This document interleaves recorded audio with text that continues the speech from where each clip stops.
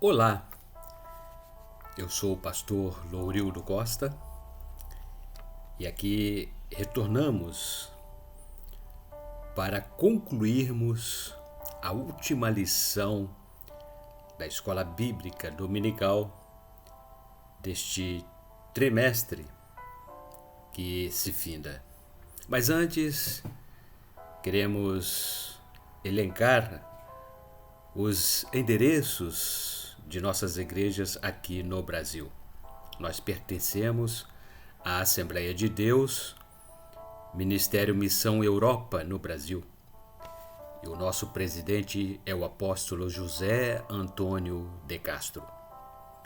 Nossos endereços são os seguintes: Avenida Presidente Tancredo Neves, número 288, bairro Vista Alegre, município de Barra Mansa, estado do Rio de Janeiro. Em Quatis, no centro, Rua Delfim Frois, número 55, também Quatis, distrito de Falcão, Rua Major Carvalho, número 154, centro. Ainda em Barra Mansa, nossa sede provisória situa-se a Rua Manuel Martins, número 35, bairro Mangueira.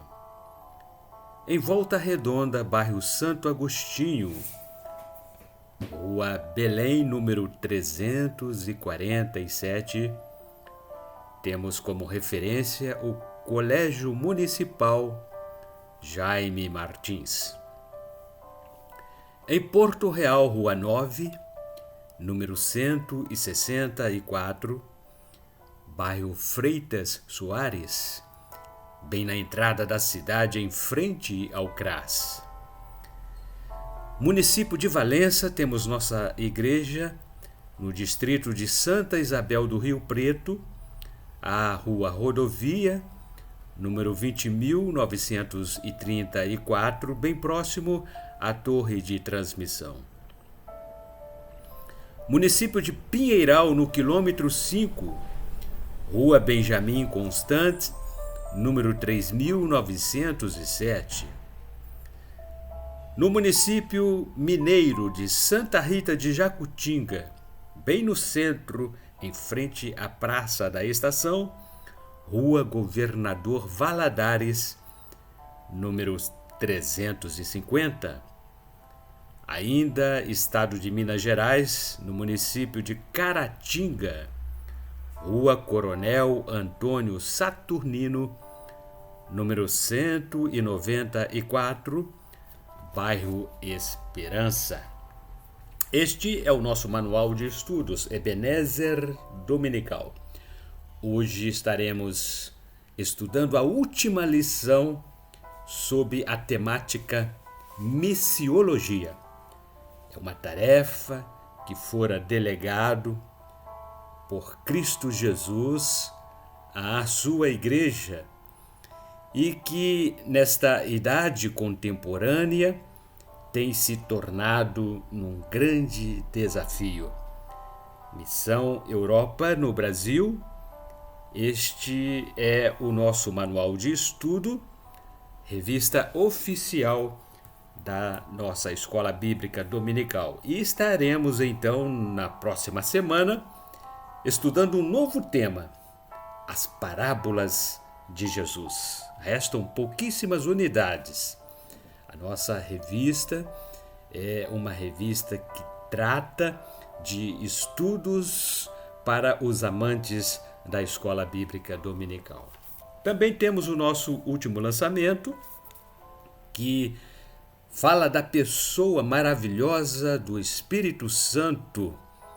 São doutrinas sobre a terceira pessoa da Trindade, pneumatologia. É um livro de 160 páginas, editado pela Líteres Editora. Vocês poderão encontrá-lo no site da editora ou em qualquer um dos nossos endereços de nossas igrejas. E novidade que temos para apresentar é a nossa revista, Revista do Obreiro.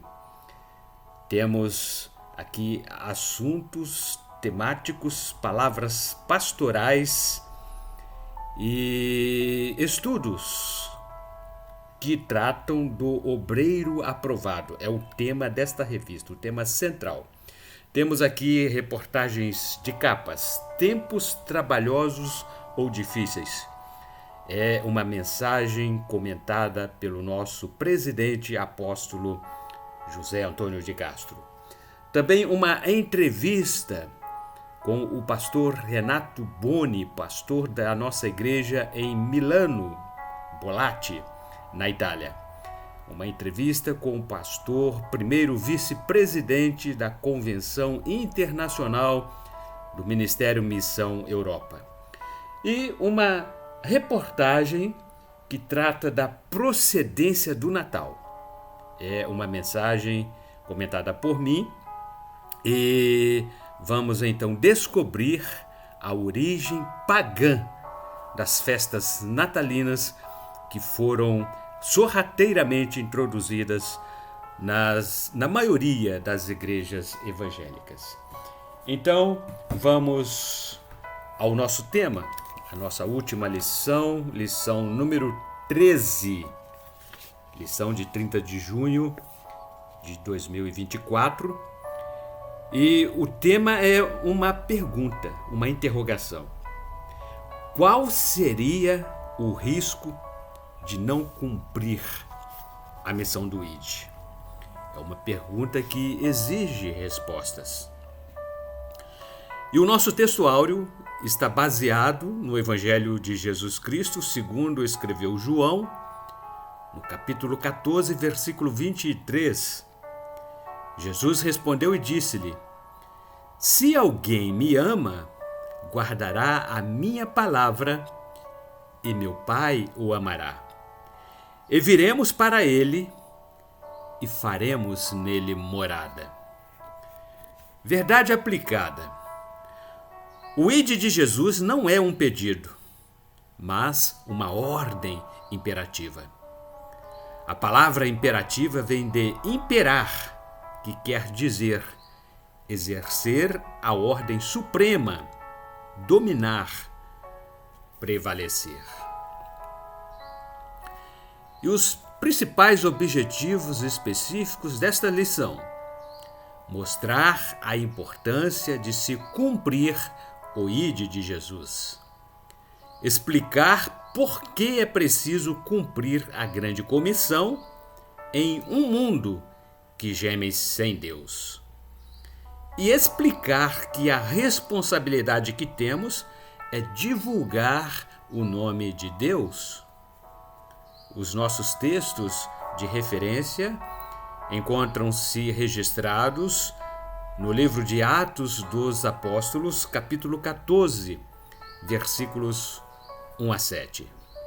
Assim escreveu Lucas.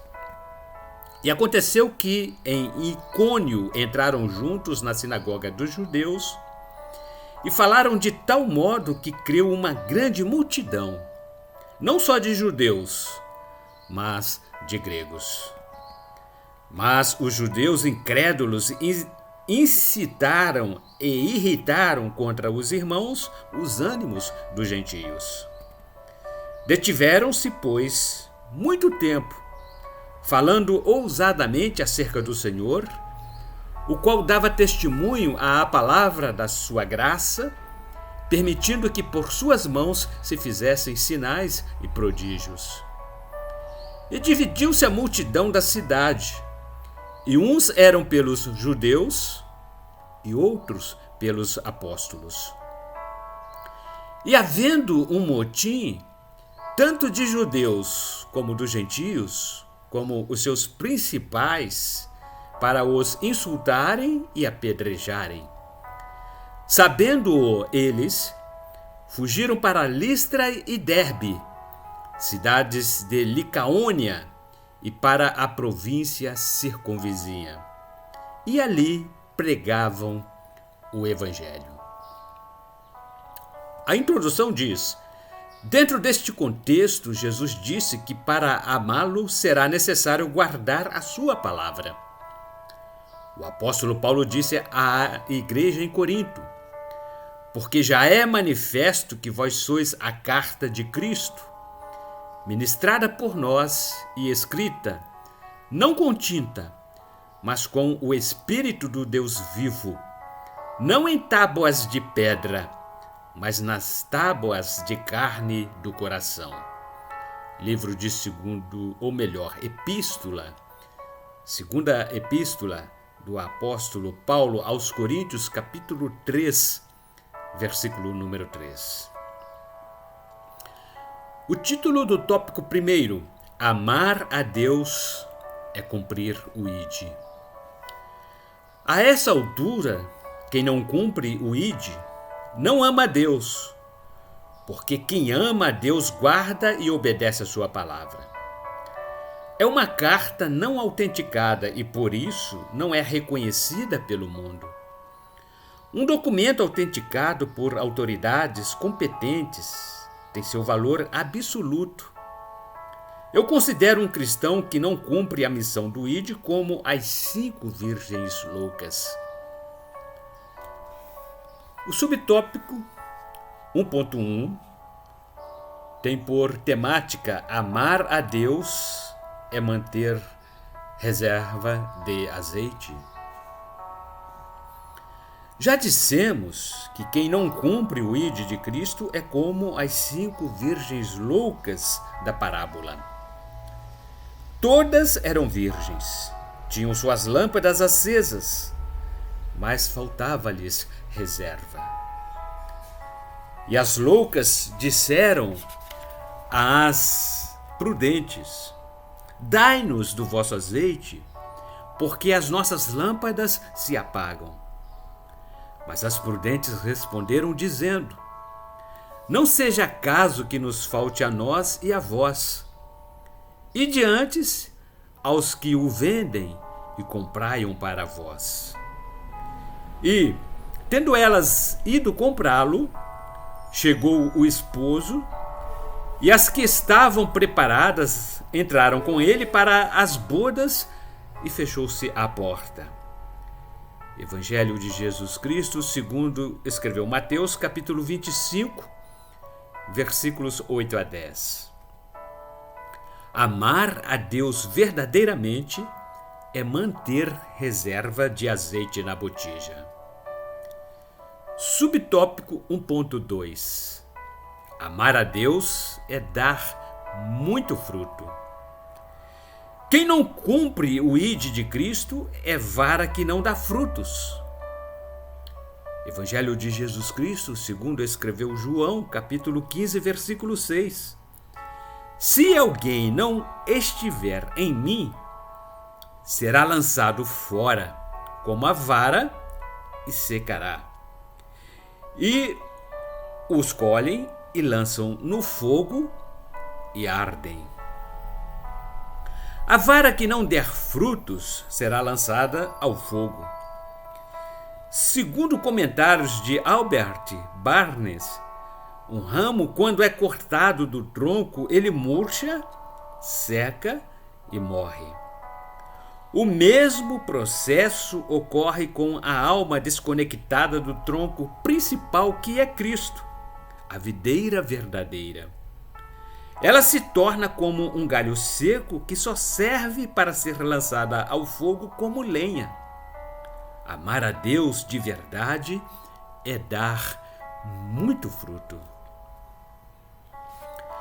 Subtópico 1.3. Não amar a Deus é ser como a figueira infrutífera. E dizia esta parábola: um certo homem tinha uma figueira plantada na sua vinha e foi procurar nela fruto, não o achando, e disse ao vinhateiro: eis que há 3 anos venho procurar fruto nesta figueira e não o acho. Corta-a! Por que ocupa ainda a terra inutilmente? Evangelho de Jesus Cristo, segundo escreveu Lucas, capítulo 13, versículos 6 e 7. O texto diz que o dono do vinhateiro pediu mais um ano de tempo. Aí está o grande perigo. Muitos estão vivendo a última oportunidade. Para outros, nem há mais oportunidade porque deixaram o tempo passar. Não amar a Deus é como ser a figueira frutífera desta parábola. E o título do tópico número 2, chega o tempo de acerto de contas. Na parábola dos 10 talentos, vê-se com clareza que o tempo de trabalhar foi cortado. Era tempo de acerto de contas.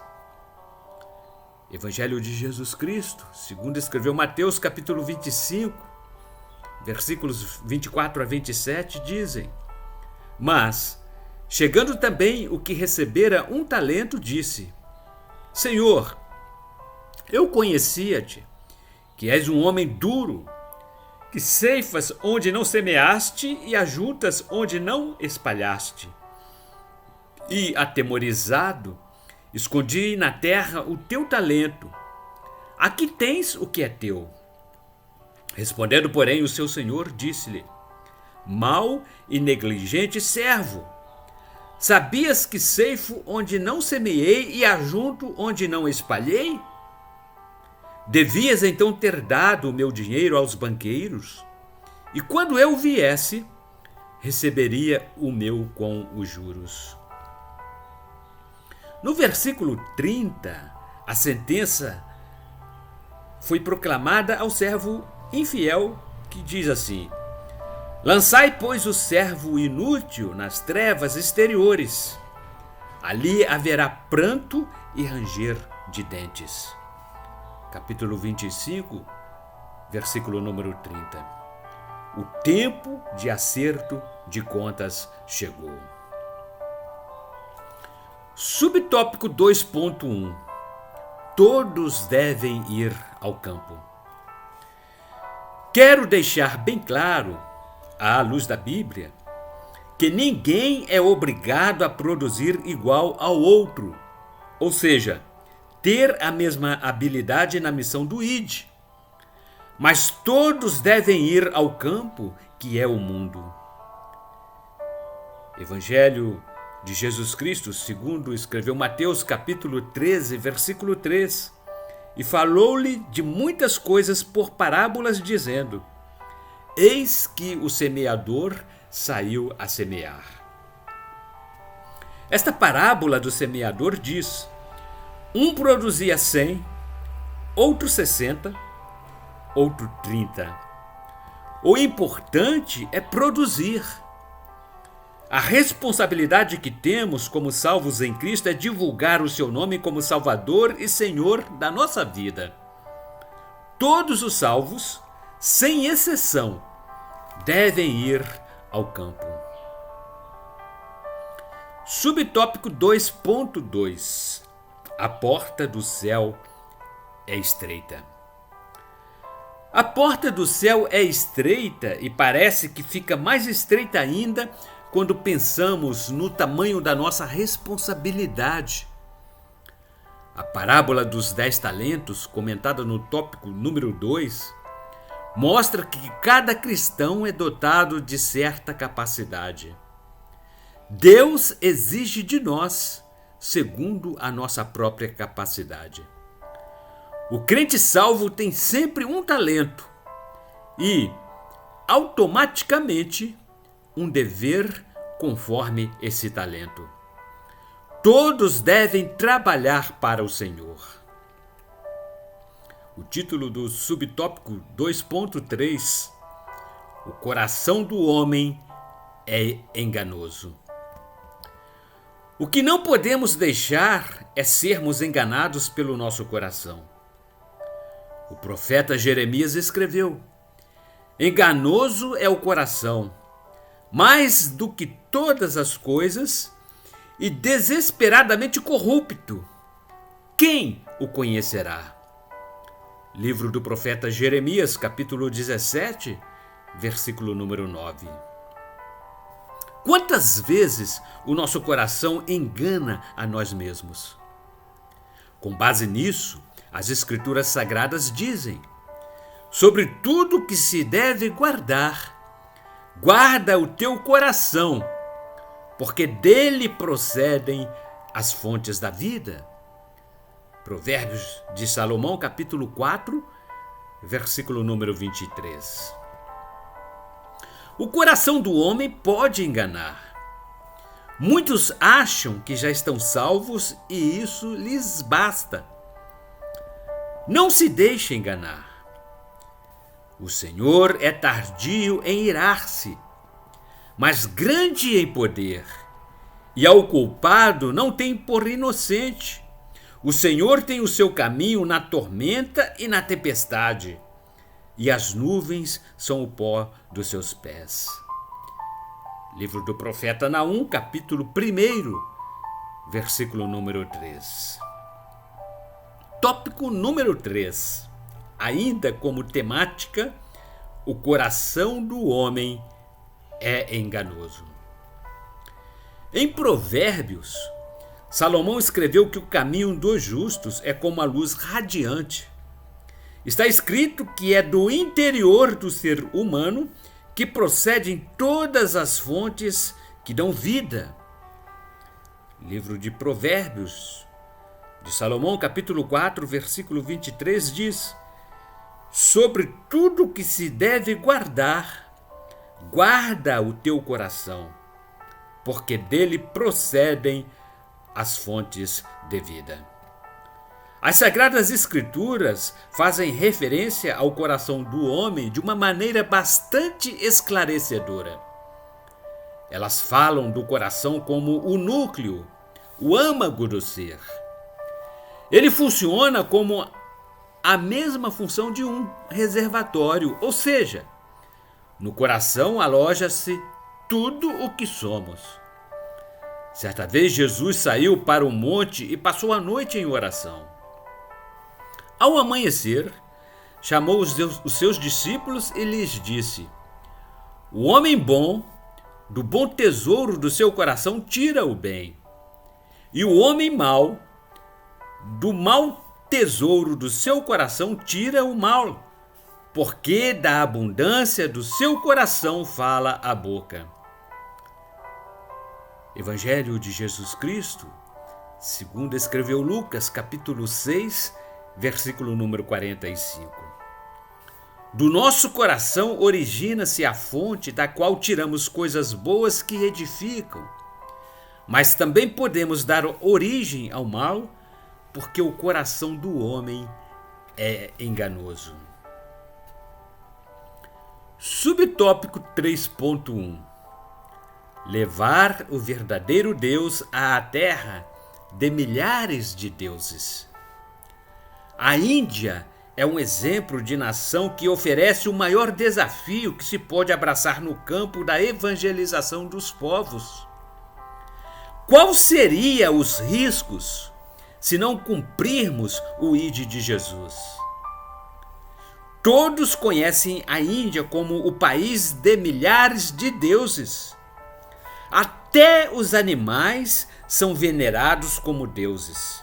Imagens feitas por artífices ocupam o primeiro plano nos grandes templos. Constroem-se praças públicas à beira do sagrado rio Ganges.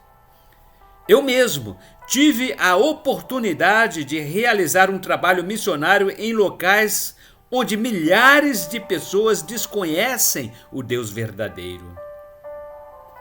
Além da pluralidade religiosa, a Índia ainda enfrenta um crônico problema de desigualdade social.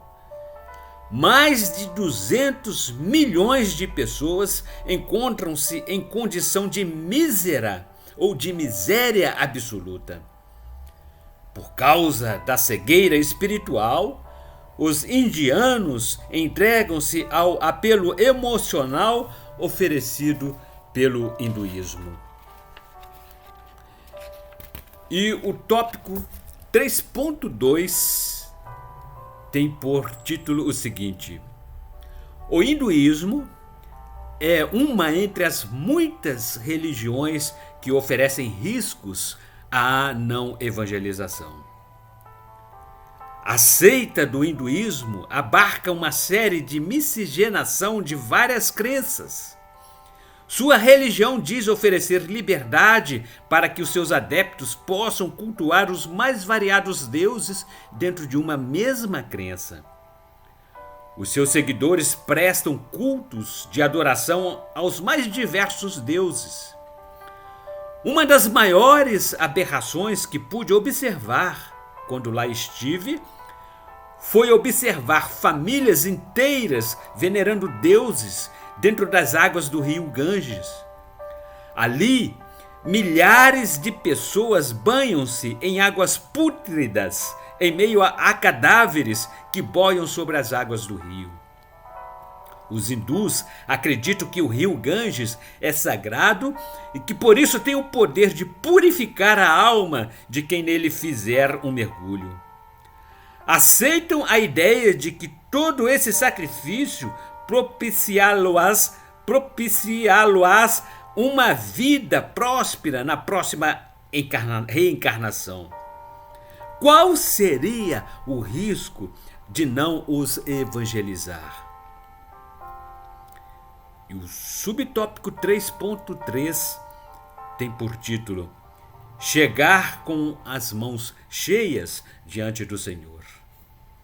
Temos consciência de que a nossa fé em Cristo como Salvador da humanidade não se resume em uma mera religião. Também não se atrela à placa de uma igreja, conforme costuma acontecer com alguns ministérios. Sabemos que o nosso relacionamento com o Senhor deve ser sincero, pois não existe salvação em nenhum outro nome a não ser o nome precioso de Jesus. Livro de Atos dos Apóstolos, capítulo 4, versículo 12.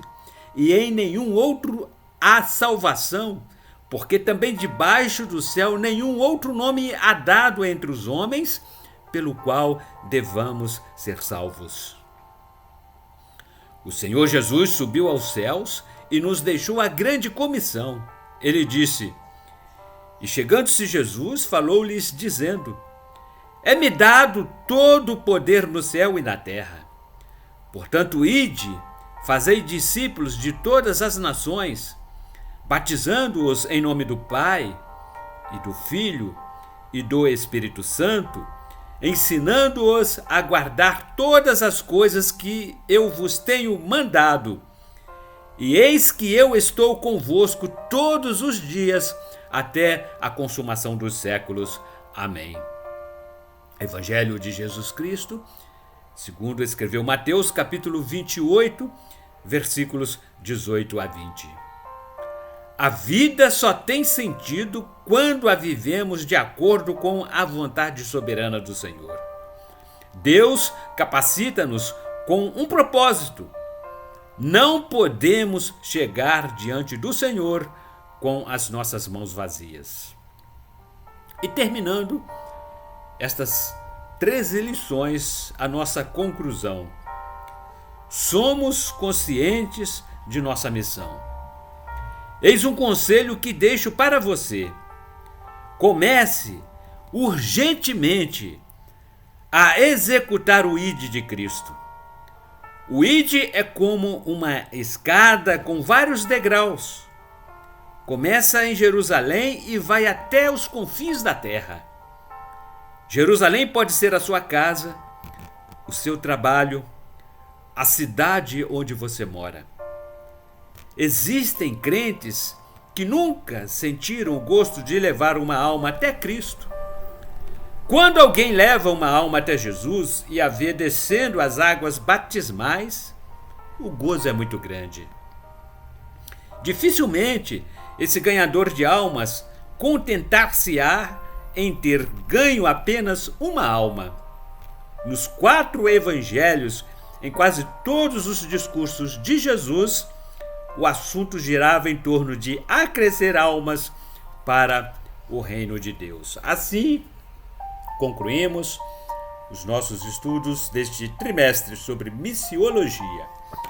E no próximo domingo aqui retornaremos com novas lições que tratarão sobre as parábolas de Jesus. Até lá e que Deus a todos abençoe.